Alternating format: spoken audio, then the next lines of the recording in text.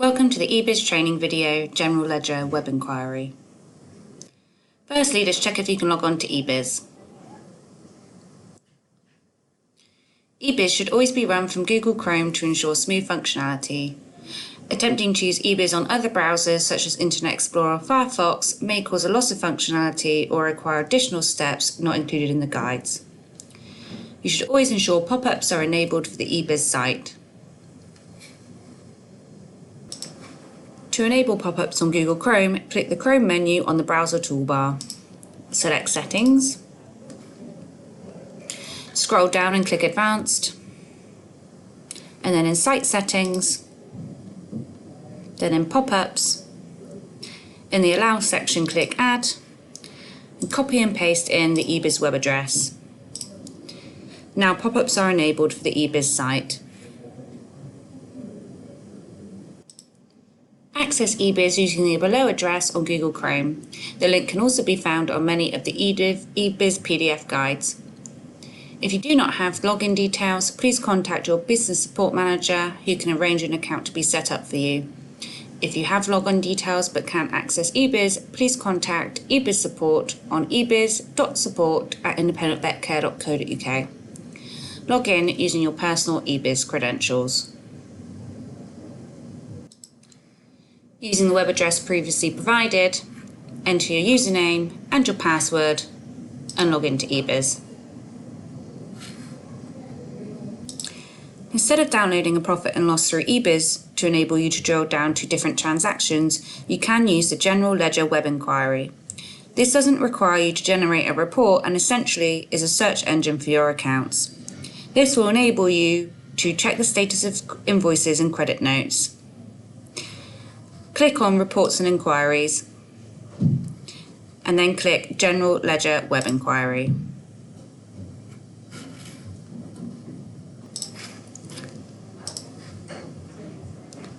Choose the appropriate company for your practice. This will be IVC Company 1 unless your practice hasn't hived up yet. Hiving up is the process of closing the original company and coming under the IVC Company umbrella. If this hasn't happened for your practice yet, you will need to select your sub-company beneath the IVC Company 1.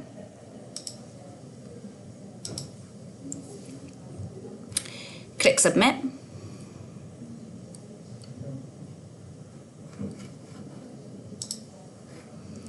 Here you can enter the cost code, which is essentially your surgery number. You should just have what's available to you, but you can use the description box to search, and if you know the number off by heart, the cost code box to search as well.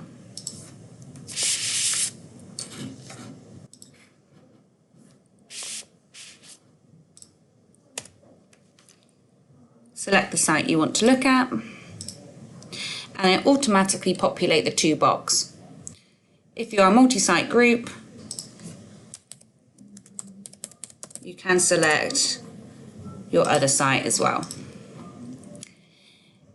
Next, you need to choose the expense code that you want to look at. And again, if you know the expense code off by heart, you can search using the expense code search box. Or if you know the description, which you can get from the face of your profit and loss, you can search using the description box. Otherwise, if you would like a full list of expense codes, please contact your management accountant. So I'm just going to search for light and heat. And again, it automatically populates the to box. You can search multiple expense codes at any one time. This is particularly useful when looking at things like salaries because they are the postings are posted to a number of different codes, so you can search more than one code at the same time. Then you need to enter your years and periods that you want to search over. The EBIS runs on IVC's financial year, not a calendar year. In a calendar year, January is month 1 and December is month 12, but for IVC's financial year, October is period 1 and September is period 12. So the first 3 months of IVC's financial year are always in the previous calendar year. However, in EBIS, they're all in the same financial year. If you're struggling to reach the financial period that you require, just add 3 to the calendar month, with 12 being your maximum, and that should get you to the correct financial period.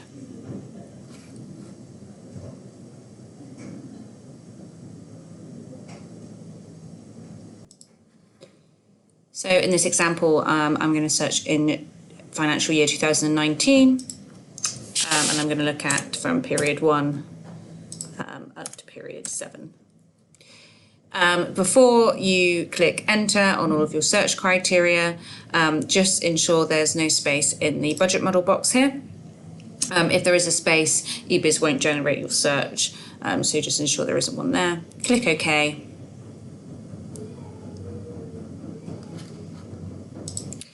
And then you should be taken into the Accounts tab within EBIS, which will show you the opening balance, the period value, and the closing balance for that expense code over the period that you've entered into your search criteria.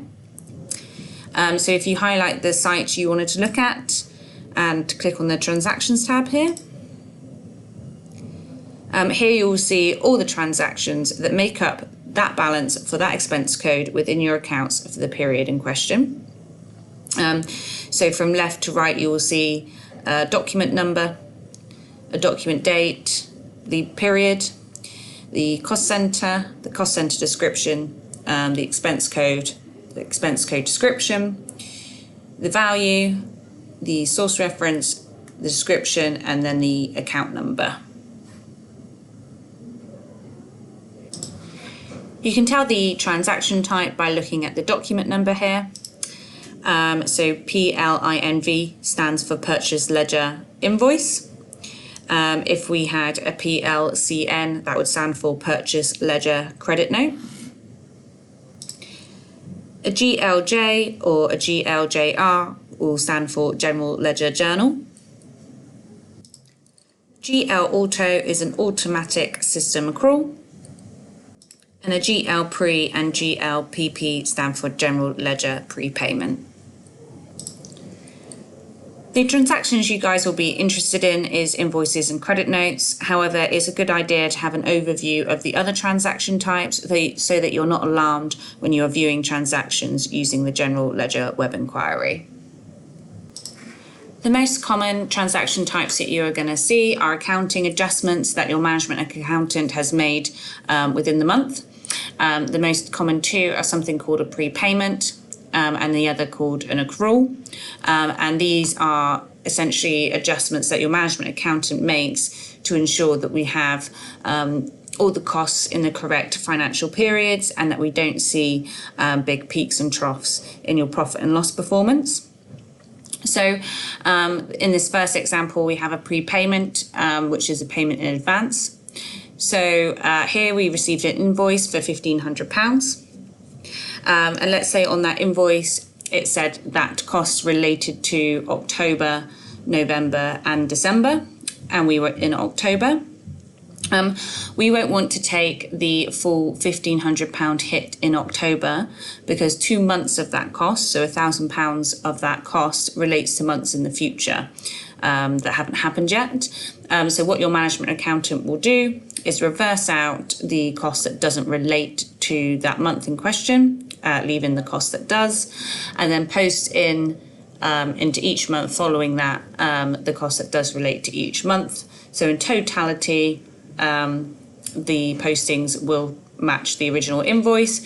It just ensures that we're spreading out the cost over the period and ensuring that we don't see massive peaks and troughs in financial performance. And then the other most common one is an accrual. There are two types of accrual, one being a system automatic accrual. So this is your general ledger autos. So again, say we had a £1,500 invoice sat in your authorization queue, and you didn't have time to authorize it before the month end. What the system will do, because it will want that invoice in the month that it's for, it will put in a placeholder cost for that invoice.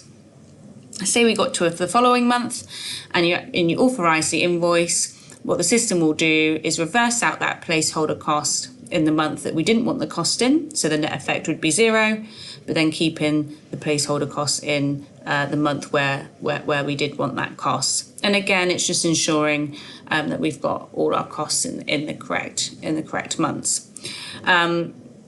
Accruals can also be manually done by your management accountant if we are expecting costs but we haven't received an invoice yet. But if you see something that doesn't look right, please contact your management accountant and they should be able to explain the postings to you. To check the status of an invoice or credit note, highlight the line you'd like to view and click the source button. Here you can see the status of the invoice. In this example, we can see that it's been paid. If blank, it means it hasn't been paid yet. We can see who's authorised the invoice and on what date. If you click the matching tab,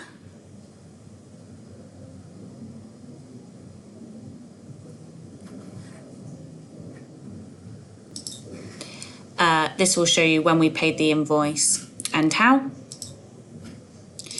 And then if you click image, you can view the invoice or credit note again.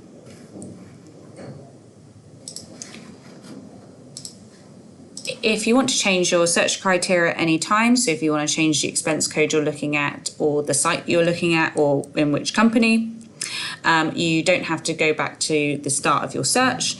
You can just click on the binoculars to the right hand side of the screen. And here is the search window again, and you would just fill in your new search criteria like you would have done at the start of this video. Again, just ensure that you have no space in the budget model box so it doesn't kick out your new search.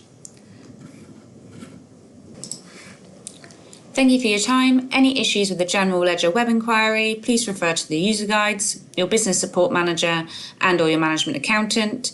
For technical queries with EBIS, please contact EBIS support at ebis.support@independentvetcare.co.uk.